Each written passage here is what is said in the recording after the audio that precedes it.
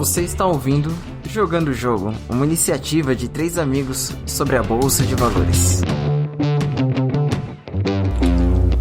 Fala galera, sejam bem-vindos a mais um Jogando o Jogo. E hoje vamos entender esse negócio de medo de investir. E eu, aqui, Felipe Kogatti, falando direto do Japão. E eu tive medo de investir também, porque antes de começar a investir, eu caí em pirâmide. Boa.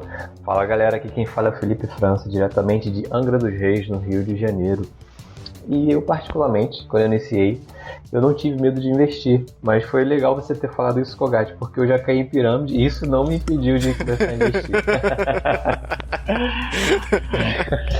Fala galera, aqui é Reinaldo Ota de São Paulo. Eu, assim como o França, nunca tive medo de investir. Acho que eu sou meio kamikaze aqui no investimento. E também nunca caí em pirâmide financeira. Então, eu acho que é por isso que eu nunca tive medo de investir. Mas, Kogatti, você teve medo de investir e hoje você investe na bolsa. Como é que você fez para superar esse medo, então? Caramba! Eu acho que, assim, primeiro eu tive que entender o que era uma pirâmide, o que era investimento, né? Acho que foi, assim, nos dois rola isso, né? Nos dois acho que rola aquele negócio de ter um pouquinho de ganância, você querer dinheiro fácil, e às vezes aí que também tá o perigo, na bolsa te vendem isso, né? Que a bolsa é dinheiro fácil. E eu comecei a analisar que, tipo, eu não precisava ter esse medo de investir, por quê? Porque eu vi minha mãe investindo, né? Mas claro que, pô, eu tinha acabado de perder dinheiro com um negócio muito idiota. E aí eu falei, pô, eu vou colocar dinheiro num outro negócio. Tudo bem, que aí a bolsa era mais séria, tudo mais certo, tem toda uma regularização, uma regulamentação, na verdade, né? Então, assim, fiquei mais de boa. Mas acho que, assim, o medo em si não foi de entrar na bolsa, o medo foi que eu tinha acabado de tomar uma cacetada. E aí você tirar dinheiro de um lugar onde que já tá, porque, assim, o dinheiro tava lá na poupança, bonitinho, quando eu queria eu sacava. Entendeu? Então aquele negócio, vou tirar... Acho que era o medo do desconhecido. Pronto. Acho que é essa palavra. Porque eu tinha entrado num negócio que era desconhecido e me ferrei. Eu ia entrar em outro lugar que também era meio desconhecido. Aí, assim, fui vendo, fui conversando. Aí minha mãe falando. Eu falei, pô, minha mãe colocou dinheiro ali. Pô, minha mãe, mano. Não que eu tô desmerecendo minha mãe, mas minha mãe... Tipo, não correu atrás de estudar, de se preocupar em saber o que era bolsa. Ela falou, comprei ações da Vale e deu resultado. Falei, pô, e quantos anos? Pô, foram mais de 10 anos que ela segurou aquelas ações ali. Então eu falei, acho que não é zoado, né, meu? Eu vi minha mãe tirando, tipo, colocou tanto e tirou tanto. E não tirou pouco. Falei, então o negócio realmente funciona. Mas acho que o medo de investir foi mais isso, né? Eu acho que foi quando você toma uma porrada, qualquer ameaça você já fica a risco, né? Cara, isso é verdade. Eu acho que eu queria um receio, né? Independente do que seja, se for algo novo e desconhecido, eu acredito que a gente acaba ficando, né, com esse sentimento. Eu tive, por acaso, 2 experiências. Uma foi com uma empresa que era realmente um marketing multinível, pelo menos como eu via. Eu, na realidade, não indiquei ninguém e ganhava dinheiro, tinha um produto. Na época, eram alguns produtos cosméticos de beleza. E eu já entrei em uma outra empresa que não fazia nenhum sentido a forma de pagamento. E ainda assim, mesmo eu repetindo para mim todo dia que não era pirâmide, isso não impede algo de ser, né? Não tinha, era um produto digital, mas era um produto digital que não fazia sentido. E eu entrei sim pela ganância, pela facilidade, pelos números que eles mostravam. Então eu tive também a minha experiência com isso, mas ao mesmo tempo, no meu caso, eu consegui separar. Eu via de uma maneira diferente. E quando eu tive a primeira oportunidade de fazer meu investimento, assim, no meu caso foram em ações, uma pessoa que eu confiava, que tinha um conhecimento, que me explicou, quer dizer, ela me explicou como funcionava, então isso me trouxe muito mais segurança. Não foi assim, eu pesquisando, a informação chegando a mim e eu decidi de repente começar a investir. Não, foi alguém que trouxe isso para mim. Então acho que no meu caso isso foi importante, ter alguém me dando norte ali, me dando o caminho, né, de como eu deveria fazer para começar. Então, para mim, pelo menos, esse medo não foi forte ao ponto de me travar para eu poder fazer alguma coisa. Na verdade eu queria falar o seguinte, eu acho que o Kogat falou, o França falou, né, sobre a falta de conhecimento. A gente precisa entender que o conhecimento é a base, né? É a base de a gente saber o que escolher, né? Sem conhecimento, a gente acaba ficando preso numa zona de conforto, né? Então, quando a gente tem esse conhecimento, a gente abre algumas possibilidades aí, e aí a gente entende o jogo, né? Aí a gente realmente entra no jogo. Eu acho que nessa parte que você falou de conhecimento, realmente o que dá muito medo na galera de estar entrando nisso daqui, e algumas pessoas vêm conversar comigo, pô, você faz investimento, trabalha com investimento e tal, eu falo, não, eu invisto e tal, e o que vem de medo são alguns traumas do passado. Então, tipo assim, pessoas que presenciaram familiares que perderam dinheiro na época do Collor, né? Então, assim, tem gente que fala pra mim, mas não é perigoso, né? Vai que o banco pega tudo.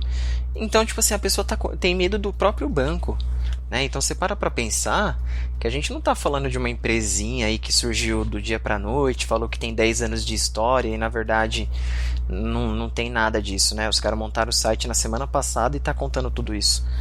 Então, você tem que entender que hoje foram criadas regras que vão te proteger, até mesmo pelo que aconteceu no passado.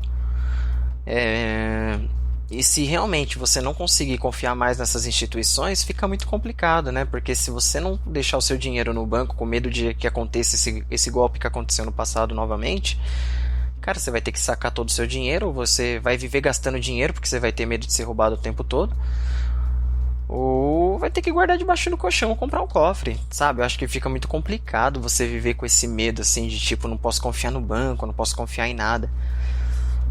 Eu acho ruim. Então, entender o que aconteceu no passado e as medidas que eles tomaram para te proteger no futuro, e entender que realmente as coisas mudaram e que hoje você pode confiar bem mais do que no caso que aconteceu antes, tanto que a gente não passa num período nem um pouco parecido com aquela época, né? A gente tinha a inflação, assim, que era um absurdo, os preços mudavam da manhã para tarde, e agora a gente está passando um momento que a inflação ela está bem mais estável, os nossos juros cada vez mais estão caindo, o cenário econômico nosso ele está ficando muito parecido do que já acontece aqui no Japão, o que acontece nos Estados Unidos. Então, assim, você vê que assim, a economia, tudo bem que cada economia tem lá o seu jeitinho e tudo mais, mas ela se torna muito parecida, ela está bem mais globalizada, né? Então, tipo assim, aí detalhe, ela está tão globalizada que quando acontece um evento, no caso da crise de 2008 lá nos Estados Unidos, impacta o mundo todo. Então, assim, os caras também, os caras de fora, têm dinheiro no Brasil. E ninguém quer perder dinheiro, e ainda mais com uma política que pode sumir com o seu dinheiro do dia para a noite. Então, eu acho que nessa parte de confiança em investimento, tem que ter. É tudo muito claro, muito aberto, bem auditado. Agora, entrar em outros tipos de investimento, de coisas que se diz investimento, aí fica complicado, né? Porque mesmo que você tenha conhecimento, você fala, pô, parece um produto bom e tal, mas o fato de não ser auditável, de não ter uma fiscalização, pode fazer com que seu dinheiro não esteja nem indo para onde o pessoal está falando que vai estar investindo. Eu acho que é isso que é complicado. Só o conhecimento em si agora já não está sendo mais suficiente, mas você tem que agora acreditar em empresas e produtos que são auditáveis por um órgão maior. Eu acho que é isso que vai livrar a cara de muitas pessoas de cair em falsas promessas de investimento. Isso que é interessante, né? Porque agora cada vez mais você tem investimentos em criptomoedas, empresas de investimentos patrocinando não sei o que. Aí você fala, pô, aí vem aquela coisa, né? Você fala, pô, se essa empresa está patrocinando determinado time de futebol ou está patrocinando determinado evento, realmente deve ser muito confiável, é empresa grande. Mas isso faz parte do esquema para ela ganhar credibilidade. Então acho que hoje, como que vocês se protegem para não cair em falsos investimentos, ou então até quando alguém vem perguntar para vocês se determinado investimento é confiável, como que vocês chegam e falam para a pessoa, pô, não é bem isso, toma cuidado por causa disso, disso, disso. Como que é para vocês? Se chega alguém perguntando para vocês, né? Ou até mesmo na escolha de vocês. Então, eu tenho, por acaso, uma experiência assim breve com... Na verdade, não fui eu que entrei, mas aconteceu isso, de alguém chegar para mim e perguntar, por exemplo, de uma empresa, que na verdade é uma pirâmide, com investimentos no Forex, inclusive. E, por exemplo, nesse caso, o conhecimento, né, é importante pelo seguinte sentido. Quando a pessoa investia lá e eles falavam que tinha um retorno de, por exemplo, 1, 2 ou 3% ao dia, não lembro exatamente. Aí o que eu perguntei para essa pessoa? Beleza, qual corretora que você está utilizando e a conta está no seu nome, o dinheiro está na sua conta na corretora? Essas duas perguntas já resolveriam muito essa questão de investimentos no mercado financeiro, que na verdade não são bem investimentos, são pirâmides. Por quê? Quando você tem uma conta aberta na corretora, por exemplo, seja aqui ou lá fora, você só consegue transferir o dinheiro, sacar ou colocar para a sua conta, né? Para o seu CPF, para contas no seu CPF. Então isso, por exemplo, é uma maneira da pessoa identificar quando existem, por exemplo, essas falsas oportunidades até de investimento, como eles dizem no mercado financeiro. Então eu não tenho tanta experiência fora disso, mas aí realmente o que você falou, eu acho que o conhecimento não é só o que é preciso, é importante também ir buscar atrás se tem essa questão da auditabilidade. E eu acredito que, não sei se vocês conhecem melhor, tem hoje o Fundo Garantidor de Crédito, se não me engano, que é uma das maneiras de proteção ao dinheiro que estão ali, inclusive na corretora e em alguns até bancos digitais hoje em dia. Então eu acho que essa, por exemplo, é uma maneira de você tá por dentro ali de até quanto o seu dinheiro, o seu capital está protegido, caso aconteça algum problema. Eu gostei do que você falou, que você deu uma sacada, que de todas as regrinhas que eu falo pro pessoal para ver se é confiável, se aquela empresa entra em critério de investimento ou não, se ela tá mais para pirâmide ou para uma empresa de investimento, uma coisa que eu nunca tinha pensado, que você falou isso, é bem legal. Quando você vai fazer um investimento, no caso, que nem você falou, você vai cadastrar, né, na corretora a sua conta e você só pode transferir. Então, o dinheiro que você quer investir tem que ser direto da sua conta. Então, um exemplo, você não pode pedir para um familiar teu pegar e investir na sua conta da corretora. É proibido, não tem como. Mesmo que a pessoa transfira, esse dinheiro não entra na sua conta, vai ficar lá parado na corretora. E aí você vai ter que justificar por que aquele dinheiro entrou, porque a corretora não vai depositar em nenhuma conta de investimento. Porque aquela conta bancária não está cadastrado dentro da corretora. Então, normalmente aí assim... é o CPF, né? Isso, então, ele saiu da minha conta, não bate, o CPF não bate, a conta registrada não bate. Então, assim, aquele dinheiro ele fica bloqueado. Então, você vai ter que entrar em contato com a corretora para explicar o que aconteceu. E aí foi o que o França falou. No caso dessas empresas que se diz de investimento e não é de investimento, você pode depositar, cara, para aquela determinada conta, de qualquer conta que vai entrar. E detalhe, não é você que realmente mexe, né? Não é você que faz os investimentos. Ele fica lá na mão de qualquer coisa. Só que aí, olha que interessante. Quando você fala que você não tem acesso aos seus investimentos, eu entrei numa empresa, numa fintech. Então, a fintech são empresas de tecnologia voltada para esse setor de investimento. E aí é onde que bate um pouco, fica meio complicado. Só que aí ainda tem que registrar sua conta. O que é um pouco complicado é o quê? Que quando você transfere seu dinheiro para aquela fintech, você, como que eu posso dizer? O seu assessor de investimento é um robô.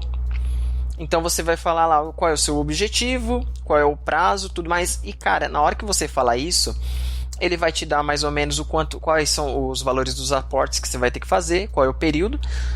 E ele que vai escolher o investimento para você. Ele não faz nada. Perdão, você não faz nada, ele faz tudo, né? Então aí fica meio complicado, porque ao mesmo tempo que você tem acesso à sua conta, você vê lá o seu saldo, beleza. O que também parece muito com as pirâmides, né? Você vai lá, entra lá no site da empresa, você vê o seu saldo, você não tem acesso aos seus investimentos, então tipo assim, você não compra, não vende nada, o robô faz tudo para você e só te fala, ó, sua posição é tanto em renda fixa, sua posição é tanto no determinado fundo e sua posição é tanto em ações, e acabou. Só que aí também tem um porém. Aí, o que eu faço? Agora, que nem você falou, tem essa sacada aí da sua conta ter que ser registrada, porque é no CPF, que tem que bater com o CPF que está cadastrado dentro da empresa. Só que aí, além disso, o que eu vejo? Se essa empresa ela tem o certificado do Banco Central, né? Então, principalmente se ela tem o certificado do Banco Central, se ela está autorizada pelo Banco Central a estar fazendo operações financeiras. Então, assim, isso daí já era um critério que eu tinha. Esse critério que você falou é bacana também, já te ajuda, porque só do CPF para CPF. E aí também é o que ajuda também a você não achar que outra pessoa pode entrar e te roubar, porque se qualquer estorno que você for fazer, qualquer saque que você for fazer, ele tem que automaticamente cair na conta que está registrada. Então não tem como, um exemplo, às vezes a pessoa fala, mas não tem como alguém pegar lá e roubar o meu dinheiro. Cara, ele vai ter que transferir para sua conta. Não tem como ele tirar da corretora e transferir para a conta pessoal dele. A conta que o valor que está alocado dentro da corretora, ele só pode ser feito o saque na conta registrada. Então, assim, não corre o risco de alguém querer transferir o seu dinheiro para outra pessoa. Então, são várias coisinhas. Fala aí, Tem o Otto. fundo garantidor, né? Fundo garantidor de crédito também. Também. Normalmente essas corretoras, quase todas as corretoras têm, né? Explica melhor então o que é o fundo garantidor de crédito para o pessoal que não conhece. Fundo garantidor é se você põe o dinheiro numa corretora e a corretora quebra, esse fundo ele te reembolsa, ele te devolve esse dinheiro. Se eu não me engano, até 120 mil, né, Kugati?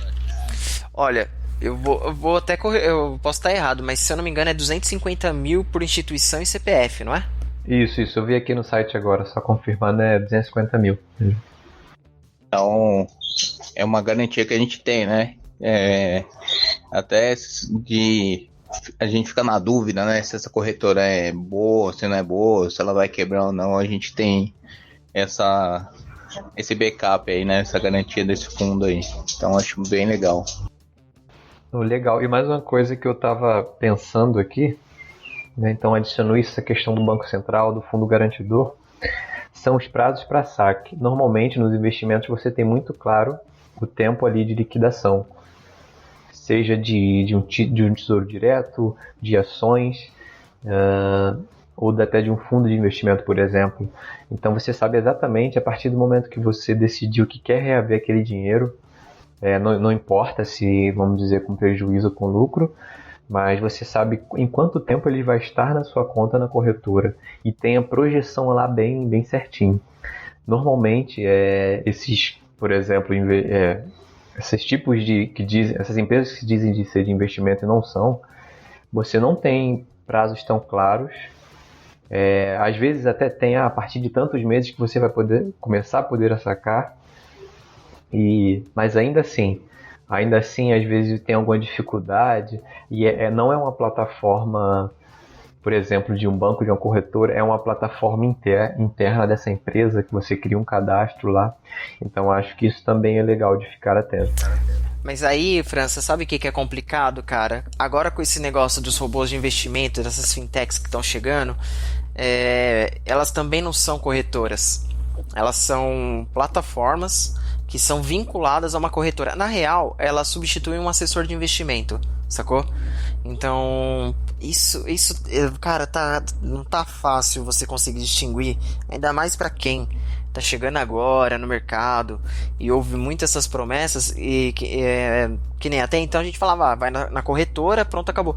E como que fica esse caso das fintechs, que parece, tudo que você tá falando que caracteriza uma pirâmide, né, um esquema de falso investimento, ele lembra muito a própria fintech. Porque no caso da fintech, você não está numa plataforma dentro da corretora, é uma plataforma paralela, totalmente diferente, cara, bem diferente mesmo, onde você não compra o título que você quer, vai estar lá tudo feitinho para você só coloca o dinheiro lá, pronto, acabou, e tá tudo discriminado. Claro, tá discriminado quantos por cento de tanto, qual fundo que você está participando, normalmente é o fundo da própria fintech. E o quanto de renda fixa que você está participando, o quanto de ações você está alocado. Só que lembra muito no caso das falsas empresas, né, de investimento, porque na real as empresas, essas falsas empresas, elas estão ficando tão boas que cada vez mais elas estão tentando parecer com negócios reais.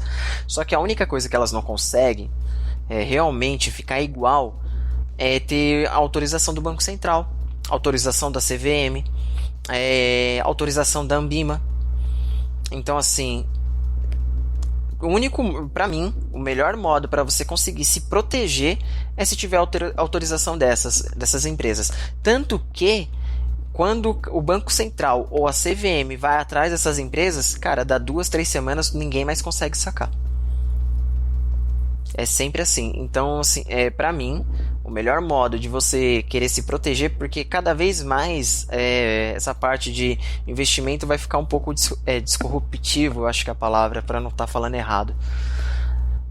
Aonde vai fugir um pouco do padrão de banco, vai fugir um padrão de corretoras, aonde não vai ter mais essa hierarquia de você entrar para investir através de um assessor, que o assessor ele recebe uma porcentagem acima do seu lucro, aí tem um gestor e não tem não sei o que. Então, resumindo, aquilo que tem no seu investimento dentro de uma corretora, ele de um certo modo é um pouco diluído. Dentro do banco, ele é muito diluído.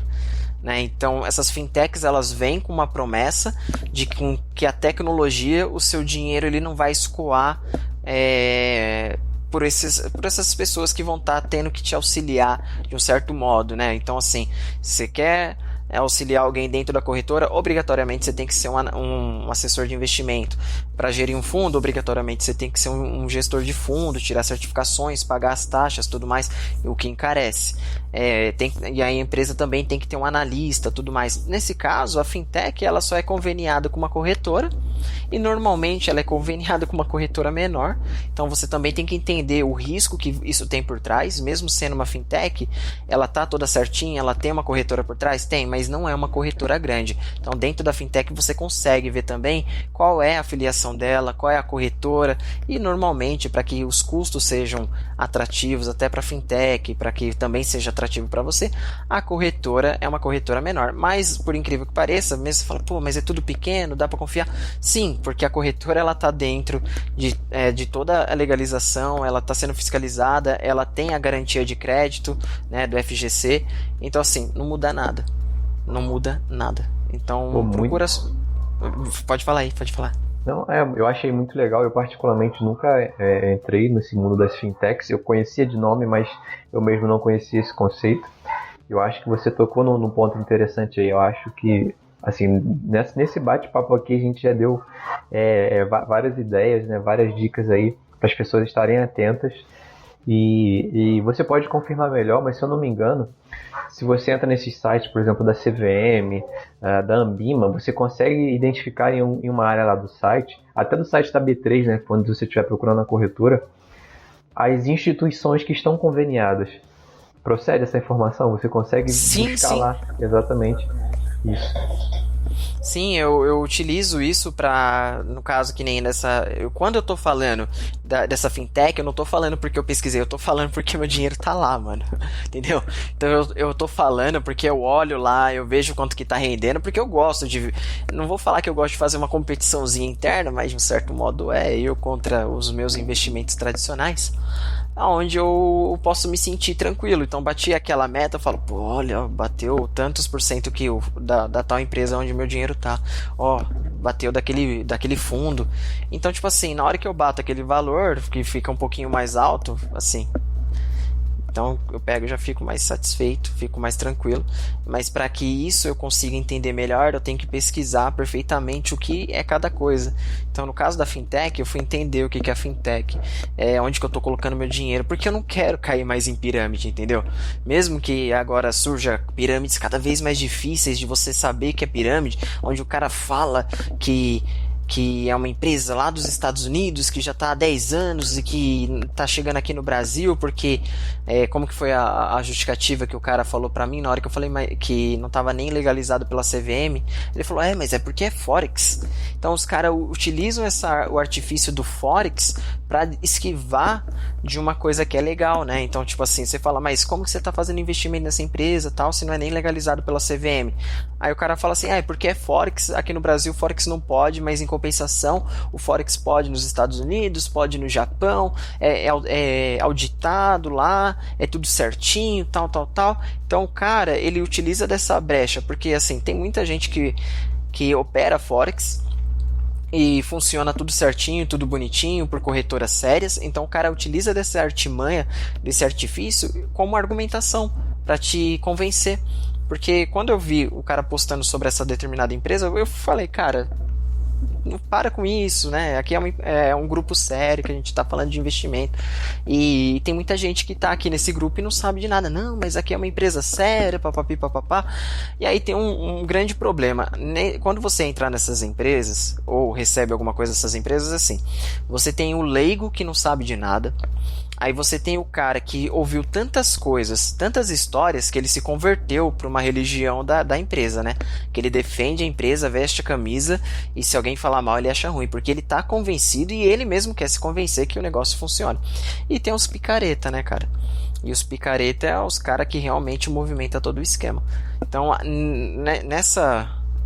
vamos dizer assim, nessa busca por empresas sérias, o pior de tudo é que você encontra pessoas que vão tentar te convencer. Quando você está falando de investimento sério, dificilmente alguém vai tentar te convencer tanto quanto um cara dessas empresas furadas. Porque investimento, se eu tô ganhando, você só ganha se você entra. E se você entrar, e se entrar 1.000, 2.000, 3.000, para mim não muda nada. Isso é investimento. Vai mudar para a corretora, que vai ganhar mais corretagem, vai mudar mais para o fundo, que vai ter uma movimentação maior, que é assim, é o modo que os caras ganham dinheiro, entendeu? Mas para mim não faz diferença nenhuma. E normalmente nessas empresas, quanto mais pessoas você chama, não é que você tem que chamar, é assim que eles falam, não, você não tem que chamar ninguém, mas se você chamar, o seu percentual de 10% no tal investimento passa para 20%. Então, resumindo, tem mudança se você chama alguém. Se eu chamar o França para participar da mesma corretora onde eu tenho conta, para mim não muda nada. Diferença nenhuma. Simplesmente eu acho que ali aquela corretora tem um atendimento bacana, aquela corretora tem produtos diferenciados de outras corretoras, preços de produtos diferenciados, e aí como eu sei que o cara gosta de fazer determinado tipo de investimento, falo, essa determinada corretora tá dando esse determinado benefício. Se você achar interessante, abra sua conta. Acho que é só isso. Questão de tentar diferenciar o máximo possível uma coisa de outra.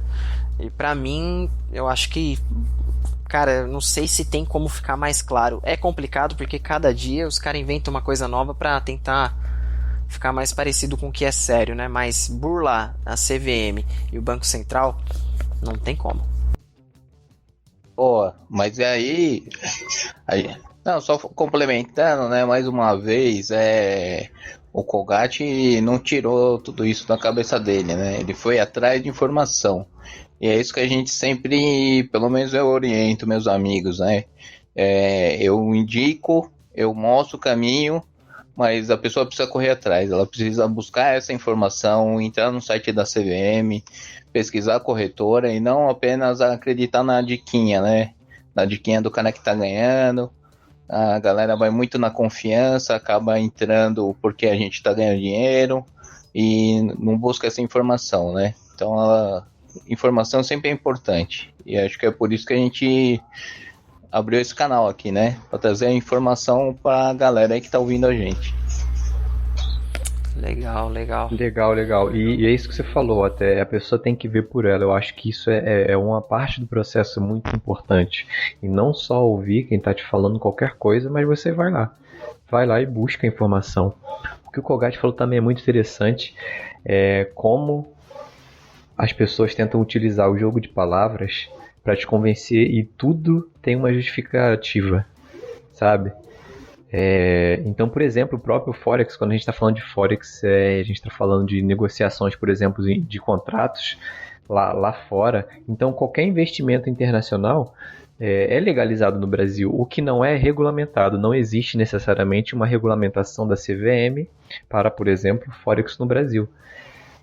Então, né, o Kogat até deu um exemplo aí, o cara pode simplesmente chegar e falar, não, mas é ilegal aqui. Na verdade não é ilegal, mas se eu não conheço, e eu procurar qualquer coisa disso na internet, eu vou achar alguma coisa que baseie isso, né? Então, eu acho que a gente tem que sempre ter muito cuidado com o que nos dizem e utilizar, mesmo dizendo o que faz sentido pra gente ou não, a gente ir atrás da informação e buscar ver com nossos próprios olhos, né? Bacana, França, muito legal.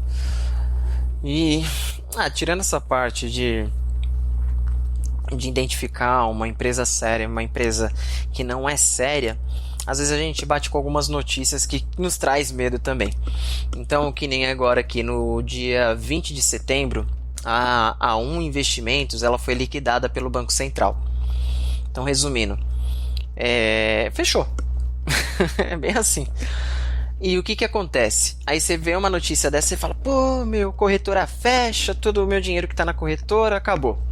Então a gente tem duas coisas nessa história aqui que a gente tem que prestar atenção e não entrar em desespero. Primeiro, que você está segurado pelo FGC. Então, até 250 mil, se você tinha esse dinheiro parado dentro da corretora, você recebe. Mas, além disso, você vai falar assim, e no meu caso que estava tudo alocado, que ainda é melhor ainda, tudo alocado em ações ou em determinados investimentos.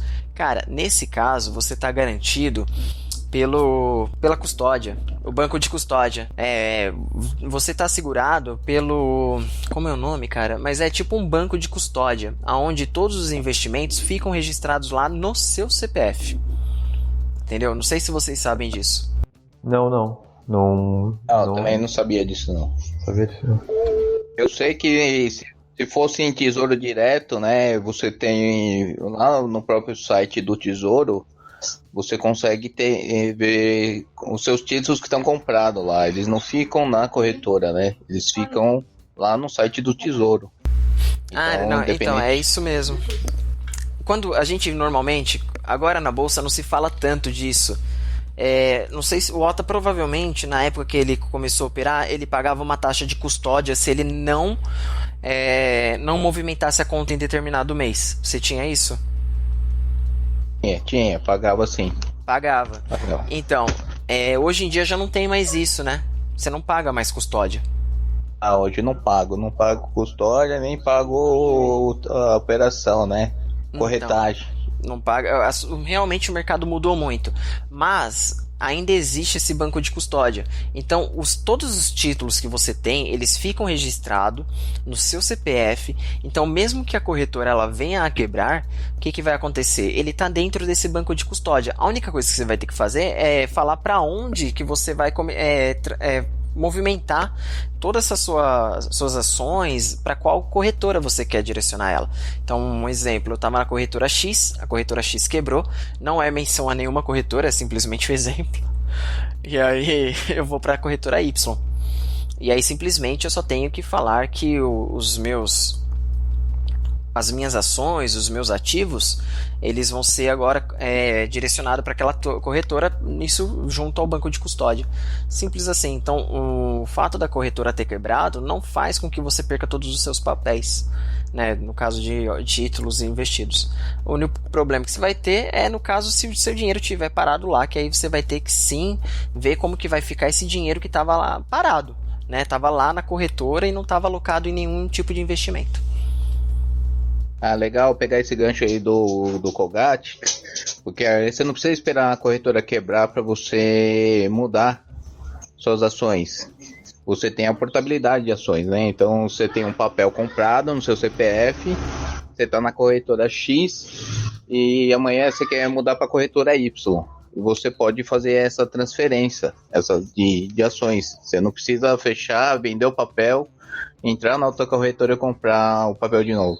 Você pode transferir. Então, essa lógica, né, mesmo que nem no caso que o Otto falou, não quebrou a corretora. Essa é a mesma lógica no caso se a corretora tiver quebrado. Então, você tem o direito de transferir todos os seus investimentos para uma nova corretora, ainda mais porque, no caso, aquela corretora ela foi exercida, né?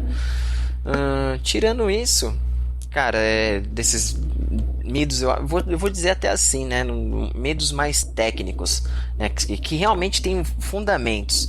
Existem medos naturais, né? Eu acho que todo mundo tem, como que eu posso dizer assim, medos comuns, que eu acho que é o principal, que faz a pessoa ficar na zona de conforto e evitar de arriscar, de ir para o desconhecido. Então, assim, esse medo do desconhecido, ele vai ter muito questão de que mexe com a gente, o que abala.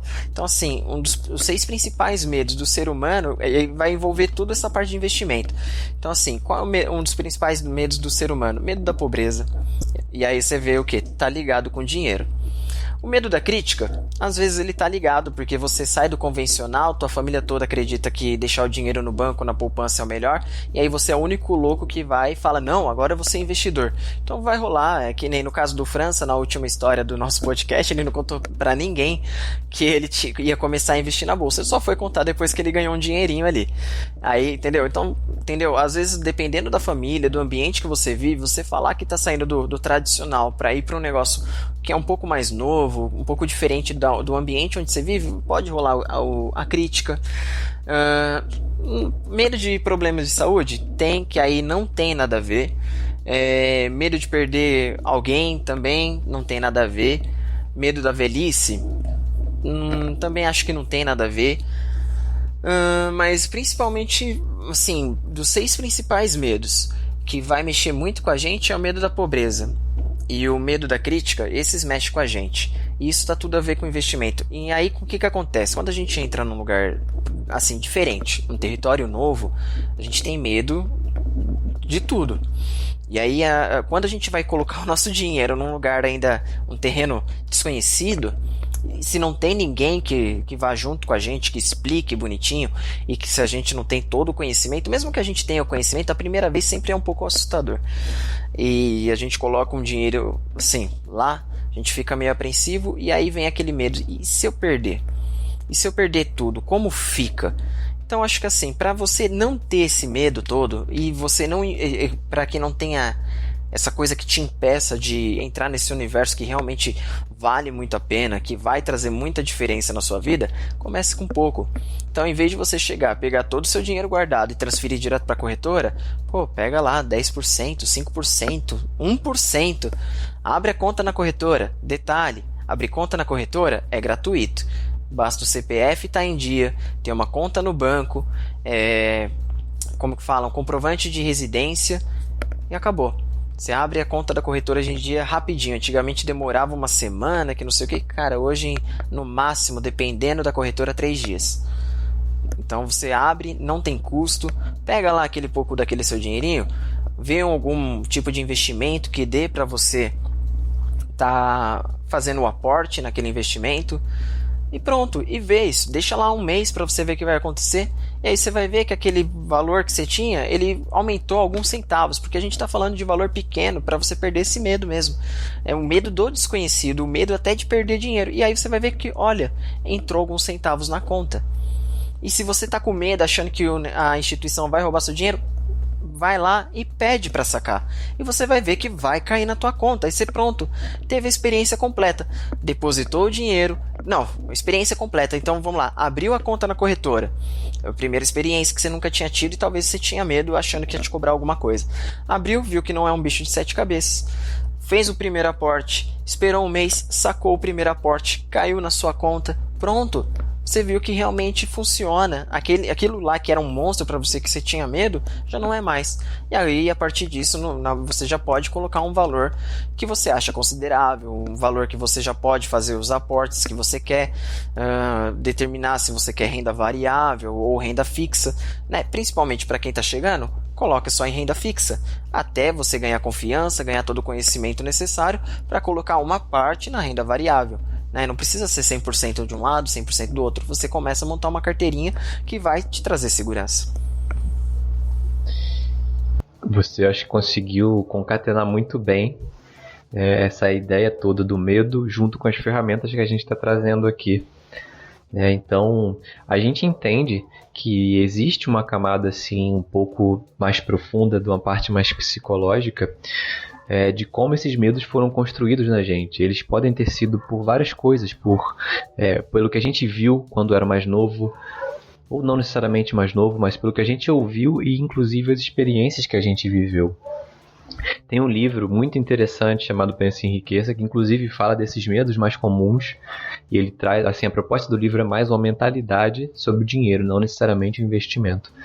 E esses dois medos aí, que são mais relacionados à questão do investimento, que seria o medo da pobreza, de você ficar pobre pro resto da vida, e o medo da crítica, né, de que vão falar do que você está fazendo, isso com certeza influencia. E a proposta aqui, tudo que a gente trouxe de ferramenta mais técnica, de você ir lá no site da CVM, verificar se a tua instituição ali está regulamentada pelo Banco Central, por exemplo, isso são algumas das ferramentas que a gente pode utilizar para estar agindo apesar do medo. Não necessariamente da noite para o dia você não vai sentir nada, mas quando você tem ferramentas, você tem embasamento para fazer alguma coisa, isso facilita. E essa proposta do Kogach aí é ideal. Dá para começar com valores pequenos. Você pega, por exemplo, aí o Tesouro Direto, a partir de R$30 você já consegue estar investindo. Vai depender um pouco ali do valor do título, mas você consegue fazer isso com muita facilidade. Enviar o seu dinheiro para a corretora, como ele explicou ali, e olhar ali acontecendo na prática, que sejam centavos, mas você vai estar entendendo o que vai estar acontecendo por um risco muito, muito baixo. Então, claro que isso envolve também, para tudo na vida existe algum risco, alguns maiores que os outros, e às vezes a gente compra esse risco de acordo com as possibilidades que eles trazem para a gente. Ao mesmo tempo, a gente também não precisa colocar todas as nossas economias para começar. Foi o que ele falou. Pega uma pequena parte e simplesmente começa. Porque isso traz inércia. No caso, uma inércia de movimento. Então, acho que concatena muito bem essas ideias práticas, ideias mais técnicas, junto com a jornada que cada um tem internamente para lidar com seus medos. No caso aqui, medo de investimento. Oh, muito bem. E aí, como fica? Fechamos por aqui? Vamos fechar então, com a frase do Kogach. Então, calma aí. Calma aí. Não, sabe uma coisa que eu queria? Antes de fechar? O resumo do França. Cara, o nosso account sempre foi marcado com o seu resumo. Você podia fechar esse podcast com o seu resumo, né, França? Cara, eu achei que eu já tinha feito o resumo agora. Não, beleza, é verdade. Dessa vez a gente fechou com o seu resumo. Ele fechou legal. Muito bem, cara. É que fechou tão casadinho que parecia que era um comentário totalmente construído. Eu acho que ele fechou bacana isso aí. Fechou legal. Então, beleza. Então agora vamos fechar. Então vamos fechar aí. Calma aí, voltando. Pô, galera, hoje então foi um episódio, acho que assim, um pouquinho mais sério, um pouquinho mais tenso, mas pelo contrário do outro, que foi um pouco mais descontraído, foi um episódio que trouxe muita propriedade. É um episódio que vai trazer muita mudança, acho que na vida de quem tá ouvindo, porque foi algo que trouxe muita mudança pra gente. Que nem se no caso aqui, no caso deles, o França passou por uma história parecida, o Ota nem tanto, mas passamos por traumas de perder dinheiro acreditando que nosso dinheiro ia rentabilizar numa determinada empresa. O França aparentemente foi uma empresa que prometia um produto que não existia. No meu caso, dizia que tinha um produto que era palpável, mas nunca chegou. E isso machuca, né? Mas o X da questão é a gente utilizar dessas coisas que nos afetam a nosso favor, né? E foi isso que eu acho que eu, França e até o Otto, ele utiliza isso, porque a gente sempre tem pessoas ao nosso redor que tem essa dúvida ou tá prestes a cair numa história dessa, ou caiu. E aí a gente, tendo um pouquinho mais de conhecimento, a gente se sente meio que na obrigação de falar, explicar, mas às vezes é um pouquinho complicado, a gente não consegue trazer todo esse conteúdo, porque como vocês podem ver, são mais de 40 minutos de conversa para uma pessoa que às vezes entrou nesse negócio e está acreditando.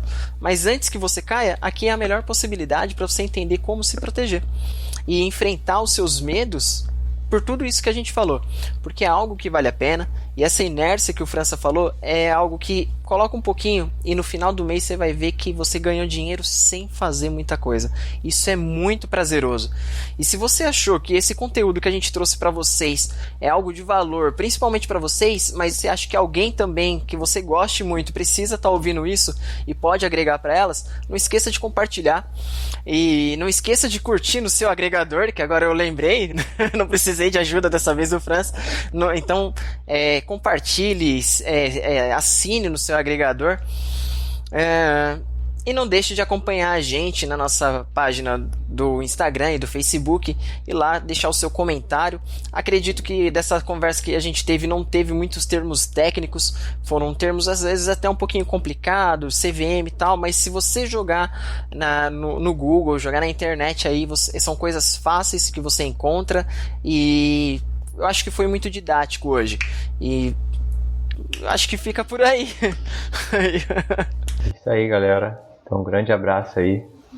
Valeu. A gente se vê no próximo podcast.